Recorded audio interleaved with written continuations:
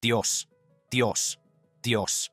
Desde un asesino calculador que intentó fingir una posesión demoníaca, hasta una audaz fuga de un juzgado que acaparó los titulares internacionales, pasando por acusados que se derrumbaron y atacaron a los agentes. No. Estos colapsos en los tribunales te dejarán sin palabras. Sumérgete en 7 impactantes casos en los que jóvenes acusados perdieron completamente el control en la sala del tribunal. Erica May Butts. En la tranquila ciudad de Summerville, Carolina del Sur, se desarrolló un caso que sacudiría a la comunidad hasta sus cimientos y daría lugar a una de las escenas judiciales más dramáticas jamás captadas por una cámara. Erica May Butts, entonces de 25 años, se presentó ante la jueza Deidre Richardson del Tribunal de Circuito el 3 de noviembre de 2011, a la espera de su sentencia por el horrible asesinato de Serenity Richardson, de 3 años. Los antecedentes de este trágico caso se remontan a noviembre de 2009, cuando la pequeña Serenity se alojaba con su madrina Erica y su pareja Shanita Latrice Cunningham. La madre de la niña, Yeshia Richardson, había confiado a su hija a Butts mientras se mudaba de Detroit, creyendo que su amiga de la infancia le proporcionaría un refugio seguro a Serenity. Lo que sucedió a continuación desafía toda comprensión. Durante varios días, Serenity sufrió torturas sistemáticas, que los forenses describirían más tarde como cubriendo casi cada centímetro de su pequeño cuerpo, excepto las plantas de los pies. Los abusos incluyeron repetidas palizas con cinturones y perchas de plástico que le provocaron hematomas, cortes y una gran quemadura en la pierna. La fiscal adjunta Elizabeth Gordon describió con detalles espeluznantes los abusos, afirmando que no había ni un solo centímetro de su cuerpo que se hubiera librado, salvo las plantas de los pies. Los últimos momentos de la vida de Serenity fueron igualmente perturbadores. Cuando la respiración de la niña se volvió superficial, Butts llamó a su madre en lugar de al 911 y, en un intento desesperado por reanimarla, la colocaron sobre hielo y la expusieron a lejía. Estos esfuerzos inútiles solo prolongaron el sufrimiento de la niña antes de que finalmente la llevaran al centro médico Summerville, donde se certificó su muerte. Tanto Butts como Cunningham fueron acusados de homicidio por maltrato infantil, un delito que conlleva una pena de 20 años a cadena perpetua en Carolina del Sur. Butts se acogió a una declaración de culpabilidad sin admitir la culpa, manteniendo su inocencia, pero reconociendo que las abrumadoras pruebas probablemente darían lugar a una condena. Su pareja, Cunningham, se declaró culpable sin reservas. La jueza Richardson quedó profundamente afectada por las pruebas fotográficas del cuerpo maltrecho de Serenity. La gravedad de lo que había presenciado le pesaba mucho mientras se preparaba para dictar sentencia. La gravedad del golpe en la pierna de esa niña y decir que no se dieron cuenta de lo que habían hecho, ignorar los gritos desgarradores que debió de emitir la niña, a los que aludimos, es más que desconcertante para este tribunal.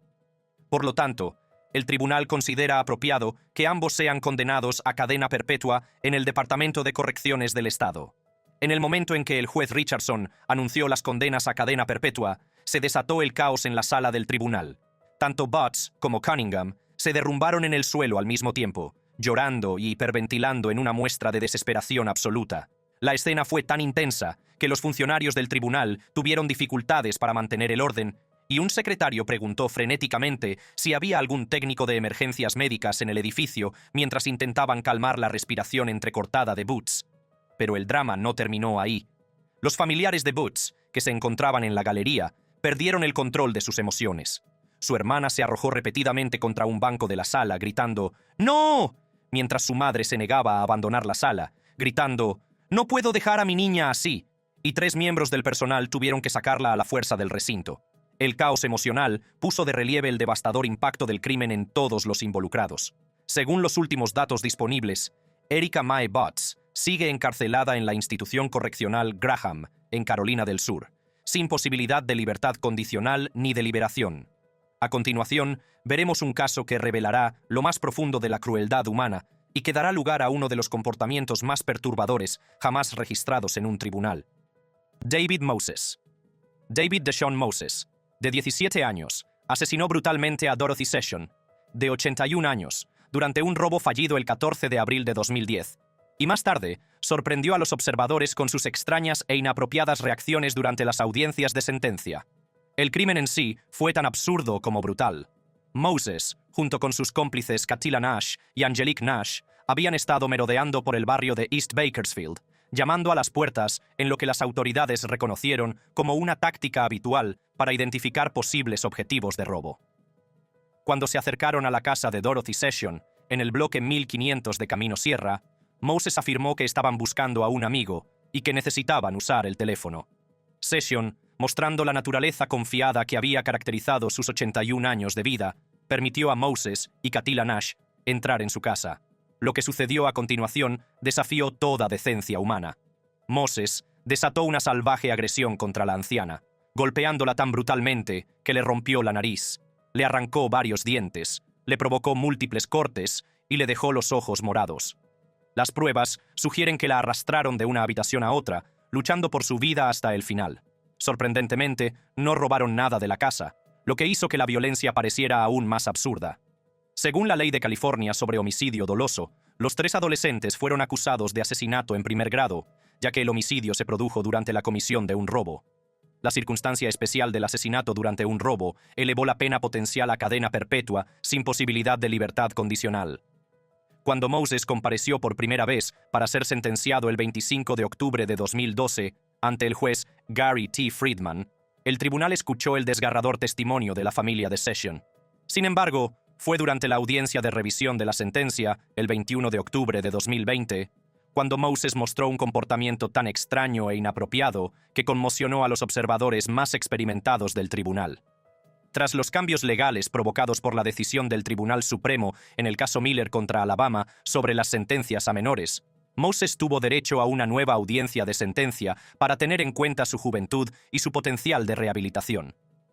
A medida que se desarrollaba el proceso, Moses mostró un comportamiento que solo puede calificarse de perturbador y surrealista.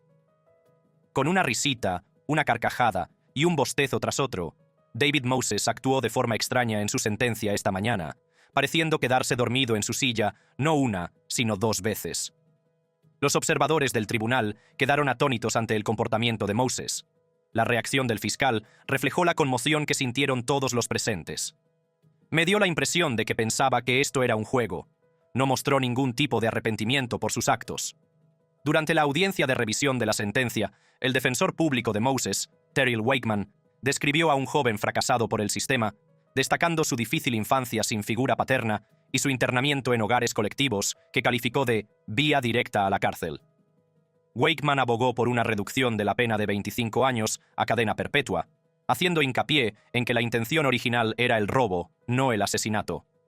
La risa inapropiada y el aparente aburrimiento de Moses durante un procedimiento tan solemne revelaron una inquietante desconexión de la realidad y una total falta de empatía hacia su víctima y su familia. Su comportamiento fue tan impactante que reforzó la decisión del tribunal de que seguía siendo un peligro para la sociedad, y su apelación fue denegada por el Tribunal de Apelación del Quinto Distrito el 27 de enero de 2022. A continuación, veremos cómo un acto de violencia sin sentido conmocionó a la comunidad y culminó en uno de los estallidos más explosivos jamás captados en vídeo en un tribunal. Seandell Jackson. Con solo 18 años en el momento del crimen, Seandell Jackson disparó y mató a Nathan Potter, un estudiante de cine de la Universidad de Wisconsin-Milwaukee, de 21 años, durante un intento fallido de robo fuera del departamento de Potter, el 6 de julio de 2009. El crimen fue tan brutal como absurdo. Jackson y su cómplice, Derek J. Thomas, se acercaron a Potter cuando éste entraba en su departamento y le exigieron dinero a punta de pistola. Cuando Potter no les dio dinero, Jackson tomó la fatídica decisión que cambiaría varias vidas para siempre. Apretó el gatillo y mató a un joven inocente, cuyo único delito fue estar en el lugar equivocado, en el momento equivocado. El juicio se celebró en el Tribunal de Circuito del Condado de Milwaukee y concluyó el 26 de febrero de 2010, cuando un jurado declaró a Jackson culpable de homicidio intencional, en primer grado, intento de robo y un tiroteo no mortal no relacionado con el caso. La deliberación del jurado duró solo 1 hora, lo que indica la solidez de las pruebas contra Jackson. La audiencia de sentencia, celebrada el 16 de abril de 2010, ante la jueza del Tribunal de Circuito del Condado de Milwaukee, Rebecca Dallet, se convertiría en el escenario de una pelea sin precedentes en la sala del tribunal. En su sentencia de hoy, Seandell Jackson, de 19 años, se enfrentaba a una pena de cadena perpetua obligatoria por apretar el gatillo, pero esperaba tener la oportunidad de obtener la libertad condicional, Una esperanza que se vio frustrada por la jueza Rebecca Dallet, quien le impuso cadena perpetua sin libertad condicional, lo que desencadenó el estallido. La decisión de la jueza Dallet de imponer la cadena perpetua sin libertad condicional se vio influida no solo por la naturaleza atroz del delito, sino también por el perturbador comportamiento de Jackson a lo largo del proceso. Su falta de remordimiento y su continuo comportamiento hostil hacia la familia de Potter demostraron una total ausencia de posibilidades de rehabilitación. En el momento en que la jueza Dallet anunció la cadena perpetua, se desató el caos en la sala del tribunal. No. Al escuchar la sentencia de cadena perpetua, Jackson lanzó una serie de obscenidades contra la jueza Dallet e intentó interrumpirla. Cuando se levantó en señal de desafío, 3 agentes y el detective de la policía de Milwaukee, James Hutchinson, se vieron obligados a derribarlo al suelo. La situación se agravó aún más cuando los agentes utilizaron gas pimienta para reducir al violento acusado. En febrero de 2025, Jackson sigue encarcelado, cumpliendo su condena de cadena perpetua sin posibilidad de libertad condicional. Informes recientes sugieren que ha expresado arrepentimiento por sus actos, aunque su violento arrebato en la sala del tribunal sigue siendo uno de los comportamientos más impactantes jamás registrados por un acusado. El caso sirve como un claro recordatorio de lo rápido que la violencia puede salirse de control, tanto en la comisión de delitos como en los tribunales, donde se supone que la justicia debe impartirse con dignidad y decoro. A continuación, en la ciudad costera de Daytona Beach, Florida, se desarrolló un caso que sacudiría a la comunidad local y culminaría en una de las muestras de inestabilidad mental más inquietantes jamás vistas en un tribunal. Damon Kemp. Con solo 19 años, Damon Kemp fue acusado de disparar y matar a sus 2 compañeros de cuarto, Trey Ingraham y Jordan Padden, ambos también de 19 años, en su departamento compartido en Jade Park Apartment Homes el 7 de diciembre de 2018. Las víctimas, Trey Ingraham y Jordan Padden, eran jóvenes con un futuro prometedor por delante. Ingraham era un antiguo estudiante de la Universidad Bethune-Cookman y un talentoso boxeador aficionado que tenía previsto retomar sus estudios. Padden era su compañero de piso y amigo, que le apoyaba y estaba pensando en continuar sus estudios. Ambos eran descritos por quienes les conocían como personas amables y generosas que habían permitido a Kemp quedarse con ellos de vez en cuando necesitaba un lugar donde vivir. La escena del crimen reveló una horrible historia de traición y violencia. Las 2 víctimas fueron encontradas cerca de la puerta del departamento con múltiples heridas de bala, Ingraham con 4 y Padden con 6, lo que sugiere que intentaron desesperadamente escapar de su asesino. La posición de sus cuerpos indicaba que sabían que sus vidas corrían peligro y que habían intentado huir. La primera comparecencia de Kemp ante el tribunal, el 9 de diciembre de 2018, reveló inmediatamente que algo iba muy mal en su estado mental. Mientras tanto, dentro de la sala, vimos cómo Damon Kemp era introducido en silla de ruedas, gritando y invocando a un poder superior. Dios, Dios, Dios. Sus expresiones faciales y su estado de ánimo parecían alterados mientras el juez leía los cargos y su sentencia. El caso pasó a juicio en mayo de 2023, en el Centro de Justicia S. James Foxman de Daytona Beach, donde un jurado compuesto por 6 hombres deliberó durante aproximadamente 1 hora antes de declarar a Kemp culpable de 2 cargos de asesinato en segundo grado y robo a mano armada. La rapidez de la deliberación puso de manifiesto la abrumadora solidez de las pruebas en su contra, entre las que se encontraban su confesión, una pistola Glock calibre 40, encontrada cerca del lugar de los hechos, y las pruebas físicas halladas en el apartamento.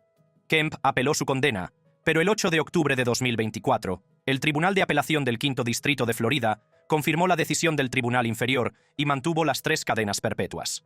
En octubre de 2024, Kemp sigue encarcelado en una prisión estatal de Florida, cumpliendo sus cadenas perpetuas consecutivas sin posibilidad de libertad condicional. En los tranquilos suburbios del condado de St. John's, Florida, se desarrolló un caso que conmocionaría a la nación y revelaría la mente calculadora de un asesino adolescente que intentó manipular el sistema judicial con una elaborada puesta en escena. Aiden Fucci.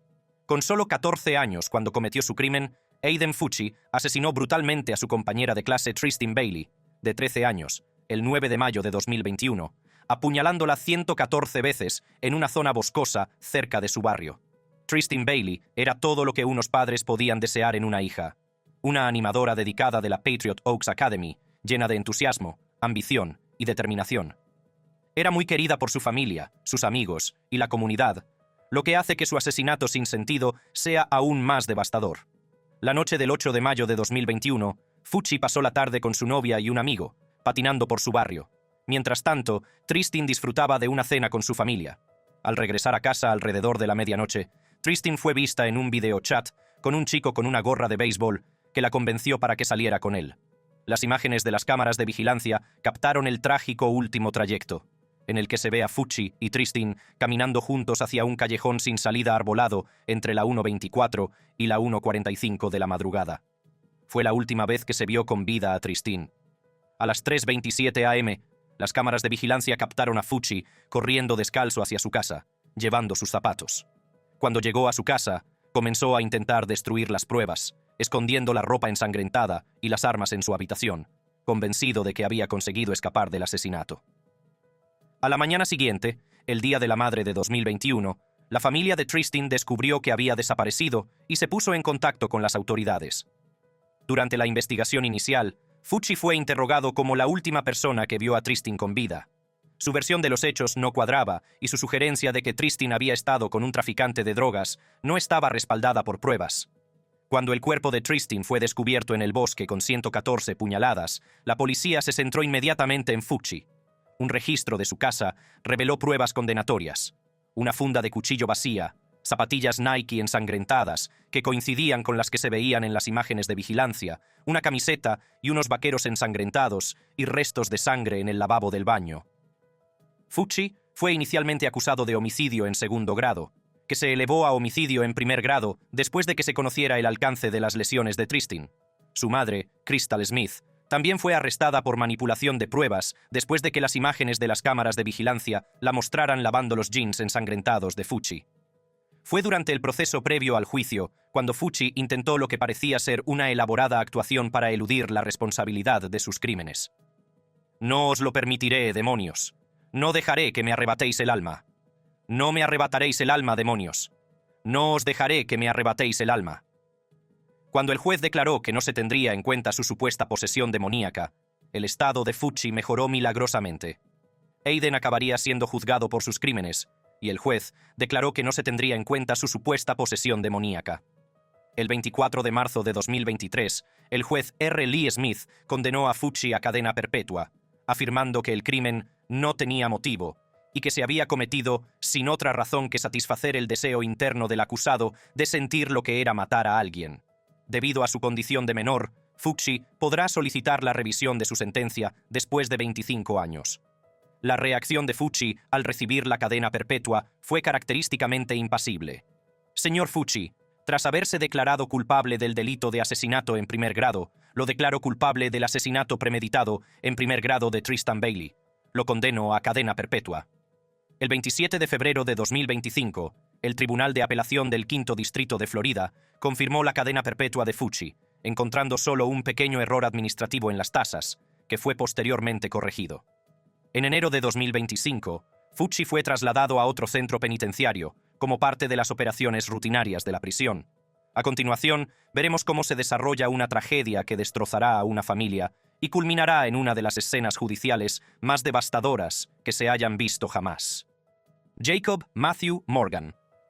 Jacob Matthew Morgan, de 17 años, fue acusado de asesinato y enjuiciado por incendio premeditado por un incendio que mató a su medio hermano de 14 meses, Joshua Hill, el 6 de marzo de 2015. El caso comenzó en lo que debería haber sido una mañana normal en el Apple Valley Mobile Home Park en Catawba Church Road. Morgan estaba cuidando a Joshua mientras su padrastro, Mike Hill, llevaba a la madre de Morgan, Julie Hill Dover, al trabajo.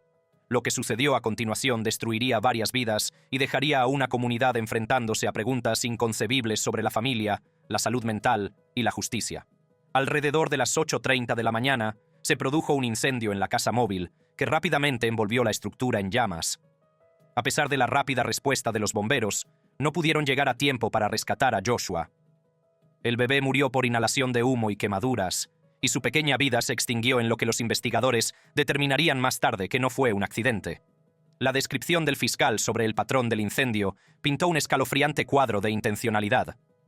La malicia que se necesita para prender fuego en el dormitorio donde está el niño, en la cuna, durmiendo.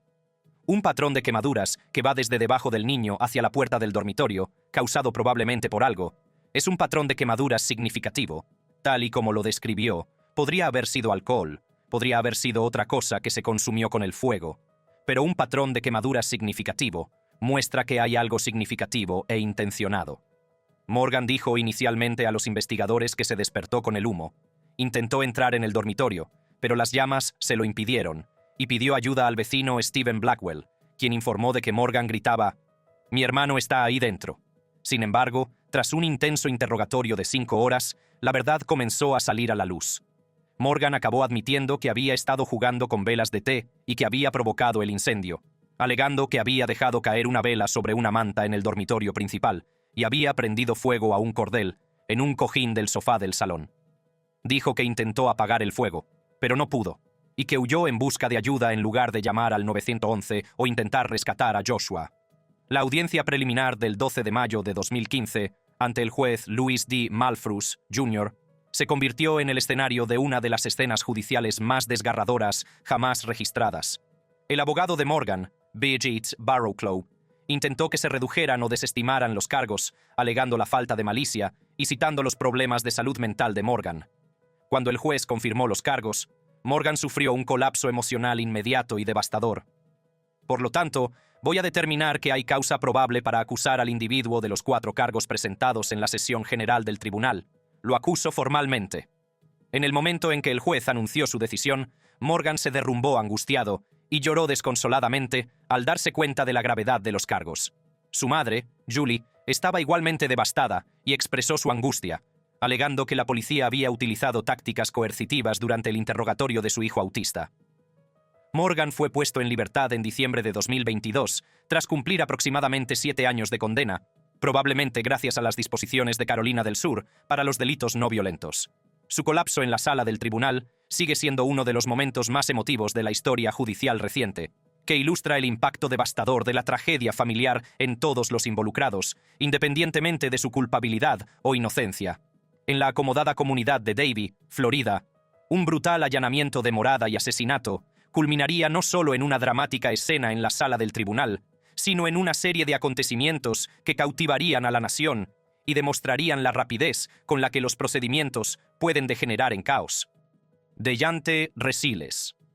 Con solo 19 años cuando mató a Jill Halliburton Sue, de 59 años, durante un robo que salió mal el 8 de septiembre de 2014, Deyante Resiles se haría famoso no solo por su crimen, sino también por su audaz fuga del mismo juzgado en el que estaba siendo juzgado, Jill Halliburton. Sue era la sobrina nieta de Earl Halliburton, fundador de la empresa Halliburton, pero, lo que es más importante, era una esposa y madre querida y voluntaria en su comunidad. La escena del crimen que se encontraron los investigadores era de una brutalidad indescriptible. Sue había recibido 25 puñaladas, estaba atada de manos y pies con el cinturón de un albornoz y había sido abandonada boca abajo en una bañera llena de agua ensangrentada. Su hijo, Justin, descubrió la horrible escena, que describió como un baño de sangre que lo perseguiría para siempre. Los fiscales alegaron que Resiles irrumpió en la casa de Sue, situada en la urbanización cerrada Black Hawk Estates, con la intención de robar, pero la mató cuando ella se enfrentó a él. Las pruebas en su contra incluían su ADN en el cinturón del albornoz, utilizado para atar a Sue, y en un cuchillo encontrado en la escena del crimen, aunque no en el arma homicida. Las imágenes de las cámaras de vigilancia también situaban a Resiles en la zona en el momento del asesinato. En 2016, mientras esperaba el juicio, Resiles fue noticia en todo el mundo por su audaz fuga del juzgado. Encadenado de pies y manos, Deontay Resiles regresó a la misma sala del tribunal de Broward. Se escapó audazmente hace 11 días, tirando su uniforme de preso y las esposas en el pasillo. En la sala del tribunal, envió un mensaje con los labios a su familia, que no sentó bien a los numerosos agentes que custodiaban la puerta. La fuga fue audaz por su sencillez y sorprendente por su ejecución. Resiles consiguió liberarse de las esposas, huir de un alguacil y escapar del juzgado. Resiles evadió la captura durante casi una semana antes de ser detenido en un hotel de Palm Beach. 8 personas fueron finalmente acusadas de ayudar en su fuga, lo que puso de relieve la planificación y la coordinación que requirió la huida. Pero lo que realmente llamó la atención de todos fue cuando Deyante hizo esta declaración sobre su salud mental, que hizo que el juez reevaluara el caso. No digo que me sienta perturbado mentalmente, pero tampoco digo que no lo esté. El nuevo juicio comenzó en marzo de 2022, y, esta vez, el jurado llegó a una conclusión diferente. El 18 de marzo de 2022, tras varios días de deliberaciones, declararon a Resiles culpable de asesinato en primer grado. A diferencia de su dramática fuga del juzgado, el comportamiento de Resiles durante la sentencia fue notablemente moderado, sin que se registraran arrebatos ni intentos de fuga. La fuerte presencia de las fuerzas de seguridad y las lecciones aprendidas de su anterior fuga contribuyeron probablemente a que el ambiente fuera más controlado. La familia de Resiles indicó que tenía intención de apelar la sentencia, alegando dudas sobre las pruebas de ADN y la imparcialidad del juicio. En julio de 2025, no hay información pública que confirme el éxito de los recursos, lo que sugiere que la cadena perpetua sigue en vigor. A continuación, pocos casos han captado tanto la atención del público como la ola de robos de automóviles de 2016, que culminó con uno de los comportamientos más irrespetuosos jamás registrados en un tribunal. Maurice Thomas y Dontavius Butler. En el caótico mundo de la delincuencia juvenil en el condado de Broward, Florida, Maurice Thomas y Dontavius Butler, junto con sus cómplices Malik Roberts y una menor, fueron detenidos el 29 de febrero de 2016 tras robar un Hyundai Sonata en Lighthouse Point y provocar una persecución policial. El delito en sí fue descarado y peligroso, tal y como lo describieron los informes periodísticos que cubrieron la persecución, en la que participaron varias jurisdicciones. Según la policía de Lauderhill, el grupo huyó de los agentes, conduciendo de forma errática por la Interestatal 95 y por los barrios de Oakland Park, antes de abandonar el vehículo en un negocio de Lauderdale Lakes y huir a pie hacia un complejo de apartamentos. Dos de los adolescentes, entre ellos Butler, entraron en un SUV estacionado, lo que provocó otra persecución que terminó cuando se rindieron cerca de Northwest 24th Court y 47th Avenue en Lauderhill. El grupo estaba relacionado con múltiples delitos en 3 condados y se enfrentaba a cargos de robo, hurto de vehículos y evasión de la policía. Pero fue su comportamiento durante la comparecencia ante la jueza Mary Lee Ehrlich, el 1 de marzo de 2016, lo que los haría famosos en Internet y demostraría su total falta de respeto por el sistema judicial. La escena en la sala del tribunal fue diferente a todo lo que habían vivido los funcionarios judiciales. Una sala del tribunal del condado de Broward se convirtió en un circo el martes. Lo que se suponía que iba a ser una situación seria se convirtió en risas, sonrisas, patadas, insultos y arrebatos, solo un día después de que, según la policía, 14 sospechosos los llevaran a una persecución por varias ciudades. La escena en la galería no tenía precedentes, con familiares gritando obscenidades, una joven bailando burlonamente para celebrar y otra enfrentándose a la seguridad del tribunal. El comportamiento fue tan perturbador que el juez Ehrlich se vio obligado a desalojar toda la sala y declarar a Thomas y Butler en desacato al tribunal, añadiendo 5 días más a su detención. A continuación, analizaremos en detalle el tiroteo de 2012 en la escuela secundaria Chardon, que conmocionó a la nación. Pero fue el comportamiento de T.J. Lane durante su sentencia lo que crearía uno de los momentos más inquietantes y memorables de la historia judicial moderna. T.J. Lane. Thomas Michael, T.J. Lane 13 tenía solo 17 años cuando abrió fuego en la cafetería de la escuela secundaria Chardon High School el 27 de febrero de 2012, utilizando una pistola semiautomática Ruger MK-13 calibre .22 que había robado a su tío. El ataque causó la muerte de 3 estudiantes, entre ellos uno que quedó paralítico de cintura para abajo. Lane huyó del lugar, pero fue perseguido por los heroicos profesores Joseph Ritchie y el entrenador de fútbol americano Frank Hall, quienes lo enfrentaron verbalmente antes de que fuera arrestado cerca de su coche, fuera de la escuela. Nunca se estableció un motivo claro para el tiroteo, y Lane afirmó más tarde que eligió a las víctimas al azar y que no las conocía bien. Lane tenía un pasado turbulento, que incluía un arresto en 2009 por agredir a su tío y a su primo, y vivía con sus abuelos tras el conflictivo divorcio de sus padres. Tras ser remitido a un tribunal para adultos, Lane se declaró culpable el 26 de febrero de 2013 de 3 cargos de asesinato con agravantes, 2 cargos de intento de asesinato con agravantes y un cargo de agresión con agravantes, evitando así un juicio que estaba previsto que comenzara al día siguiente. Lane entró en la sala del tribunal con una camisa azul abotonada, pero durante el proceso se la desabrochó para mostrar una camiseta blanca con la palabra Killer, escrita con rotulador negro, la misma palabra que llevaba escrita el día del tiroteo.